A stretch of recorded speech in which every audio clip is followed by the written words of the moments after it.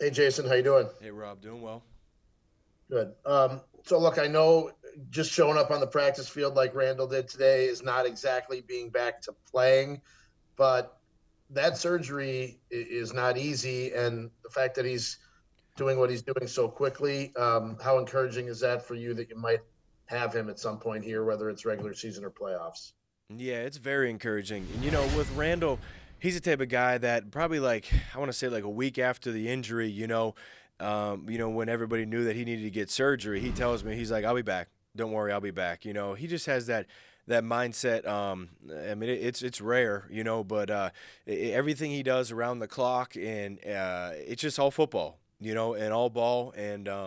He has that mental capacity just to push himself, harder and harder and harder at everything he does. And he just said, "Don't worry, I'll be back." And some people, could have maybe been season ending, but for him, he told me it, and he's that type of guy where I knew if anybody's going to come back quick, it's going to be him, and he doesn't want to miss this playoff opportunity, and he's just excited about it, and right now he's just helping guys in the meeting room and doing all he can do. Bill Huber. Hey Jason, how you doing? Hey Bill, thanks. Good.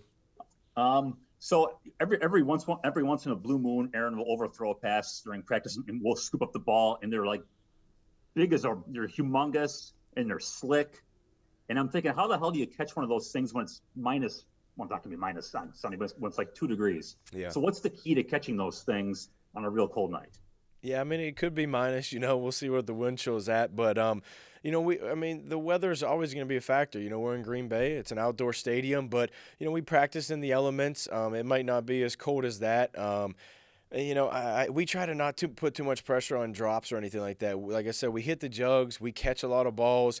We have some drills that we do, and we focus in on just having your fundamentals and your details, and just relying on them. I think probably more than the cold is what wind affects. When it's 30-mile-per-hour wind, I think that affects the results maybe of a completion or incompletion more than just the cold weather. Because you can't. The ball's coming at you in the cold, but it's still coming at you in the wind. It might take off or tail the other way, and you could, maybe misjudge it. But, I think our guys will be locked in and ready to roll, and, no excuses mentality. Jason Wilde. Hey, Jace, good to see you. We've asked you so many different ways about Devontae for so long now, right? And Yeah. and one of the things I remember you talking about was when I asked you a couple years ago about the time you two spend on the sideline during special teams, you throwing in balls, and just his work on his releases, etc. You've talked about how you admired him from afar a bunch of times.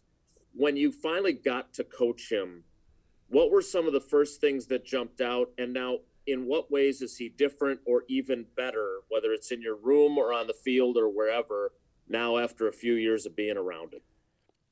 I mean, first thing I would say, and I didn't know him, obviously, 4 years ago, but since I've been here over 3 years, he's really honed in on being the best teammate he can be to everybody, not just in the receiver room, which he's always been great, but I'm talking about just expanding his growth in the locker room, just to lift guys up and bring them on the level that he's at, getting to know his teammates. I mean, like I said, I've always thought he was a captain, but maybe it was just in our room where he's really expanded. I mean, he's a tremendous leader.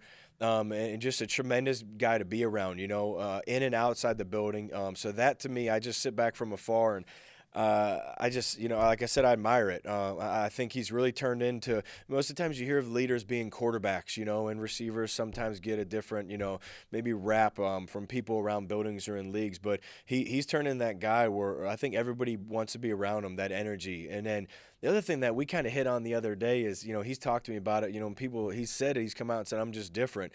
Where, I mean, it's hard for this guy to ever come off the field, to be tired. He just has a mental toughness that's probably in the 1% of the NFL.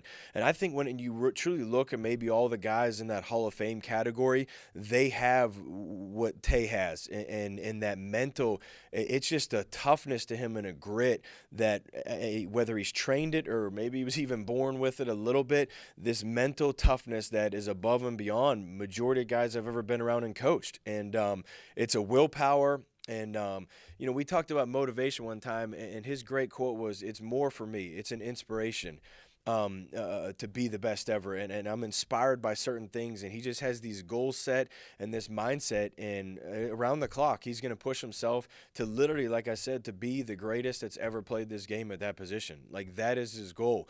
And when the standard's not there for him, he's the guy who can look at himself in the mirror and be like mad about it and down about it. And even when you guys think he played great, if you really know the guy, there's certain plays that he wishes he had back, and is just, texting me at 11 o'clock at night, the day after the game, and he's still watching the film, and he's down on it, So, like I said, there's not enough good things I could say about him. This building's blessed to have him over the years, and, we'll see where this thing goes, and I'm just excited to see the rest of the season with him, and like I said, he's leading us and taking us to where we want to go. Rob? Sorry, I absolutely suck at this. I forget to lower my hand. Bill Huber?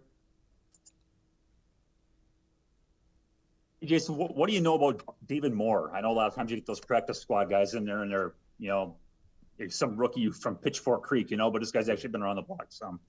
Yeah, he has. Through carryover, crossover tape in the league, I haven't studied every one of his targets and all that stuff yet. We were kind of busy during the week game planning. But I've watched him enough that he's performed when he was at Seattle. And there's definitely, I've seen him make some big time catches, and I know he was a sought after free agent that Carolina signed, a year or two ago. So, he's been productive as a returner and a wide receiver. And, I think, he has the mold and body type to, play in the NFL. He looked good today at practice, and excited about, building a relationship and moving forward with him. Jason Wilde, do you have another? Yeah, Jace, going back to Devontae quick, you said how mad he gets. How pissed was he about the sideline pass? I know he told us it was in the lights most of the way to him, and that's what made it tough. But was that something you were hearing about at 11 o'clock at night? And just how frustrated was he given the standard he has?